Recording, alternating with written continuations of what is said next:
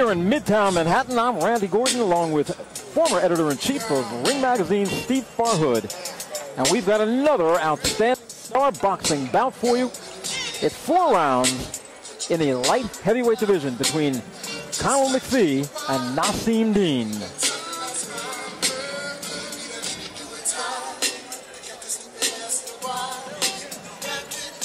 Two guys at the weigh-in today were glaring at each other, a little shoving going on, a little trash talking in there. Each guy saying, yeah, you'll see, you'll see. Well, a lot of times that trash talk doesn't live up in the ring. We'll see if it does tonight as we await the arrival of Naseem Deen. There's one other Naseem I know who talks a lot, who lately hasn't lived up to that talk. Prince Naseem. Well, Randy, we had Naseem Deen, his pro debut, his only pro fight so far on Star Boxing. He won. And we want to see more of him. Tonight we will in a few minutes. We're going to get the introduction from ring announcer Deen the Dream Stone. Ladies and gentlemen, this bout of the evening is a special Battle of the Bronx. It is scheduled for 4 rounds in the cruiserweight division. Your referee in charge of the action from New York City, Jim Santa. Introducing first, in the blue corner, wearing white and black, weighing in at 177 pounds. His professional record, 1 victory, 1 defeat, and 1 draw. Ladies and gentlemen, from the Bronx, New York, presenting James Harris. His opponent across the ring in the red corner, also wearing white and black, weighs the commission told us another fight. 177 3/4 pounds. His professional record, 1 victory with no defeats. Ladies and gentlemen, also from the Bronx, New York, presenting Naseem Deen.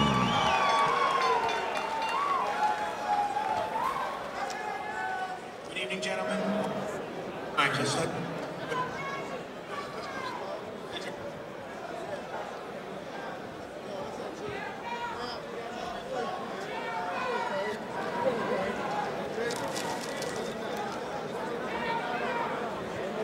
Well, here we go. They call it a cruiserweight match. In my mind, it's more of a light heavyweight match. With light heavyweight ends at 175. Let's get a little technical here. 177 3/4 for Naseem Deen. James Harris 177. Opening bell. Referee Jim Santa. Here we go.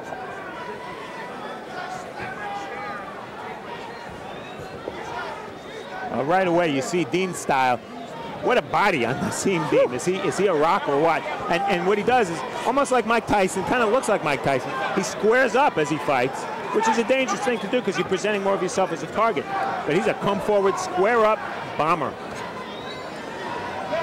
James Harris reminds me physically of a guy who had a tremendous body, one of the greatest, I think, in the history of boxing, that didn't turn out to be a great champion. Now I'm talking about former WBA heavyweight champion Bruce Seldon.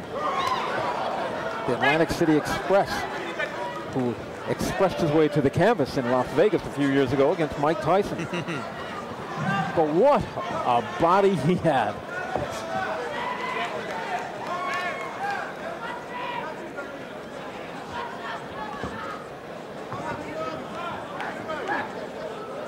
Now, Deen applying constant pressure, but he's got to get close. You know, when you have arms and shoulders like him, very rarely are you a good boxer. Usually you're a pressure fighter, a puncher, an in-fighter. And boy, he does look like Tyson sometimes. Look at the way he holds his gloves in front of him, yeah, and the sudden side-to-side movement. Well, he said at the weigh-in that his favorite fighter is guess who? So there's no question that he emulates him. All the way down to no socks.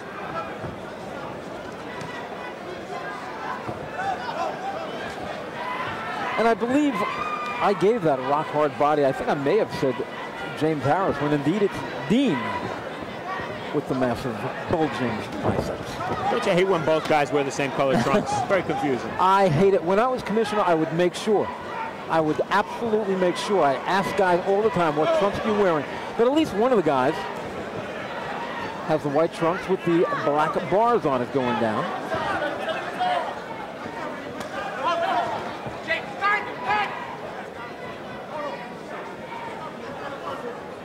Interesting style matchup. It's pretty clear here who the boxer is and who the puncher is. Deen's just got to let his hands go a little more easily. You know, he's so heavily muscled that every shot, it seems, is trying to knock down the Empire State Building. He should just let his hands go a little more and work for the knockout instead of trying to force it. Well, let's see what happens if this thing starts going rounds. Those big bombs all of a sudden might start becoming little firecrackers. This one is scheduled for 4 rounds in the light heavyweight / cruiserweight division. See what Harris does, because you know, if he's going to just grab every time Naseem Deen gets close, well, that's not going to get it done. Where's the jab from Harris?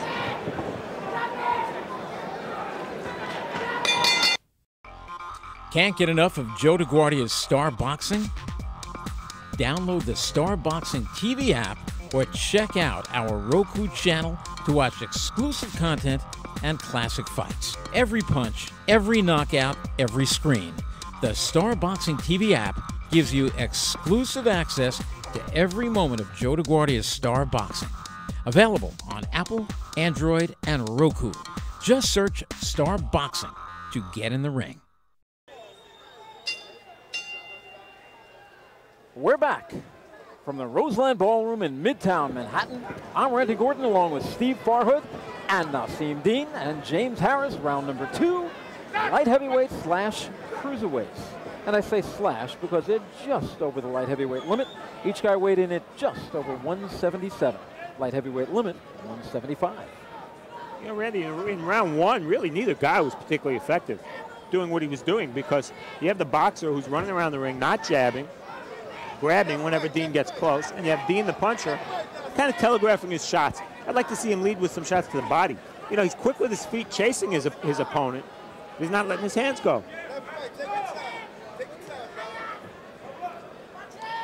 Deen trying to cut the ring off, keeping those hands high, looking for those hard, heavy shots. Hard to tell which hand he really hits hardest with. He seems like he has power in both fists, ripping the body with the right hand, and again with the right hand, favors that right hand. When a guy lets 3 or 4 shots go with one hand, you know which hand he favors.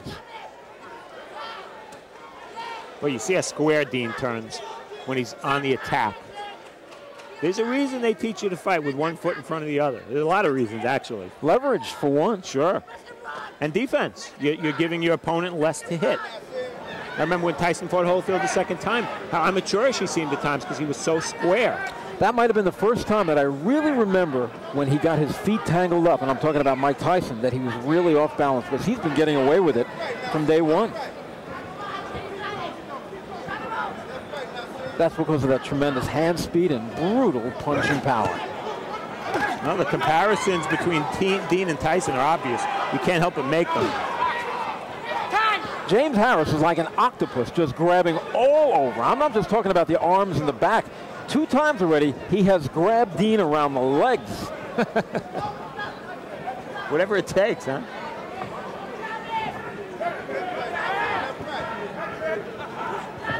Referee Jim Santa, veteran, former football player at the University of Maryland.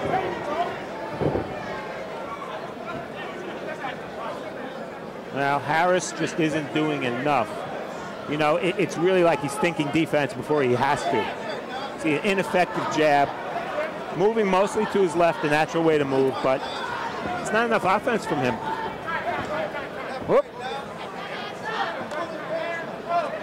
The trunks of James Harris coming down.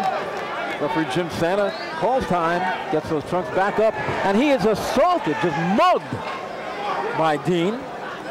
Good left hook by Deen, maybe his best punch so far. Final few clicks of the clock. You'll hear the tap on the ring from the timekeeper, Kathy Palillo. 2 seconds remain. Bombs away. End of the round. Hey, boxing fans, come out for live boxing. Joe DeGuardia's Star Boxing presents Rockin' Fights. For ticket information, go to starboxing.com or ticketmaster.com. See some of the best young fighters. Star Boxing, Rockin' Fights, it's a knockout.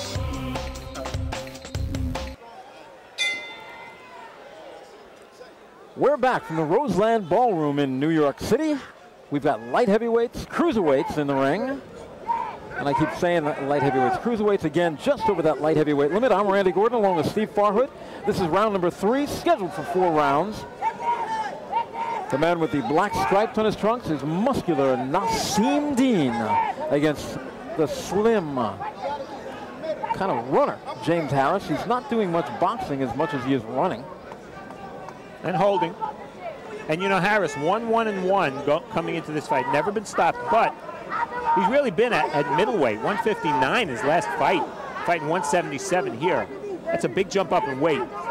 And might be better off at middleweight. You know, he's quick, he's got quick feet, but the difference in power and strength between him and Deen is considerable.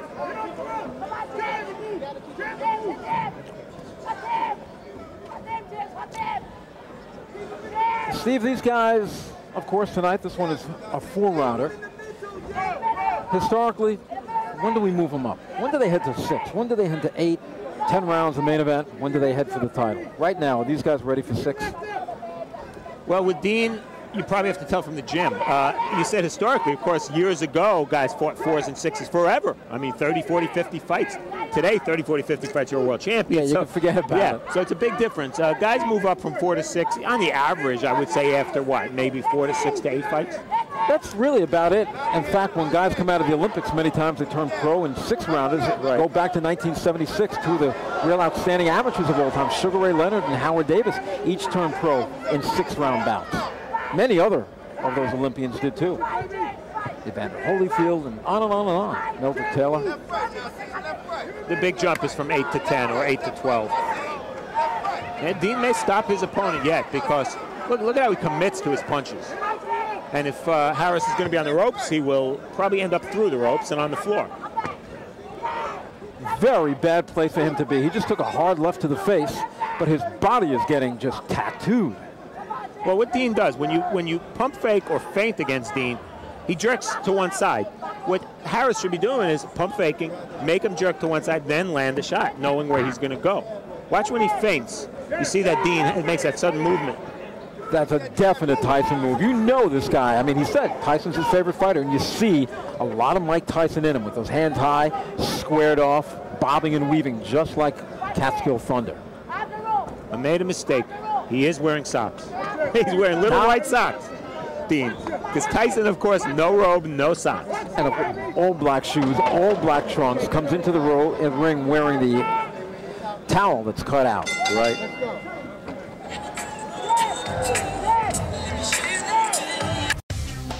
Hey, boxing fans, come out for live boxing. Joe DeGuardia's Star Boxing presents Rockin' Fights.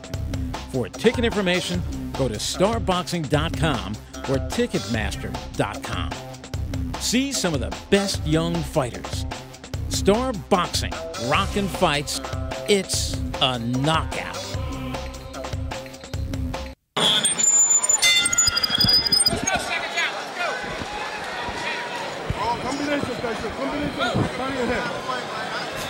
We're back with the 4th and final round. Light heavyweights / cruiserweights, Naseem Deen and James Harris. This has been a fight so far of let me chase you around the ring. Naseem with the black stripes has been chasing James Harris. If you're scoring at home, how do you have this one?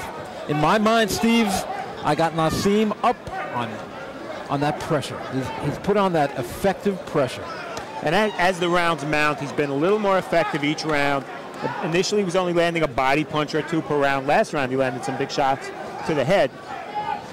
He's wearing him down mentally as much as he is physically because Harris just isn't dealing well with the pressure.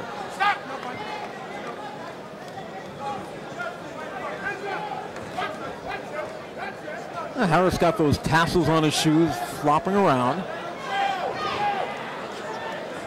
And they are really flopping because he is moving. He's been doing that since the opening bell. And Harris just missed about 4 straight jabs, and Deen smiled at him.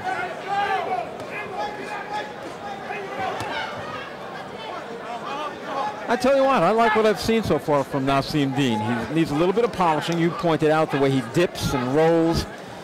But hey, early in his career, very early in his career, a big 1-0 so far. And I think closing in on 2-0. Randy, body types very often determine how you fight. Can a guy like that, we're always taught, the best punches are straight punches. Can a guy like Deen throw straight punches, or because of the way he's built, is that impossible? Possibly he'll be able to be taught that, but I think because his idol is Mike Tyson, and he's emulating Mike Tyson so much, I'm not sure that he even wants to throw straight punches. There's so much of the young Mike Tyson in him, even of the old Tyson.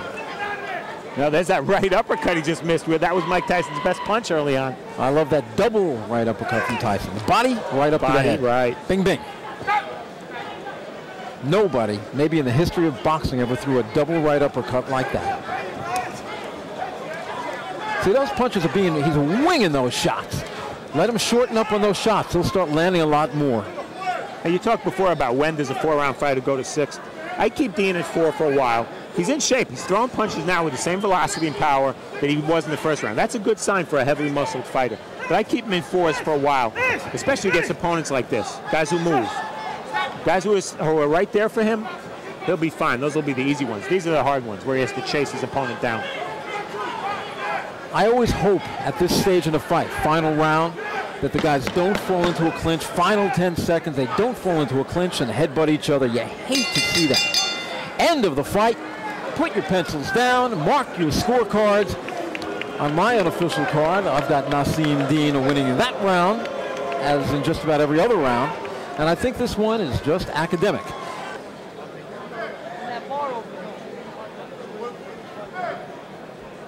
You're looking into the corner of James Harris. Now we switch across to the heavily muscled Naseem Deen. Flexes those biceps for us. Wonder if he lifts weights. Or how much does he lift weight? That's a better question. Well, he limits himself to 500 push-ups an hour. Well, I really think this one's academic. I believe Deen marched him down, but we don't count. We just call him. Dean Stone tells us about him. And here's Deen to tell us who won the fight. Ladies and gentlemen, after 4 rounds of action here at the Roseland, New York City, we go to the scorecard. Judge Julie Letterman sees the bout 40-36. There's one shutout. Judge George DeGabriel also sees the bout 40-36. Another shutout. And Judge Ron McNair sees the contest 39-37 for your winner by unanimous decision, Naseem Deen. Well, just the way we thought it was going to go. A unanimous decision. He is now 2-0 for the Mike Tyson look-alike, fight-alike, punch-alike, light heavyweight cruiserweight Naseem Deen. We'll be back on Star Boxing.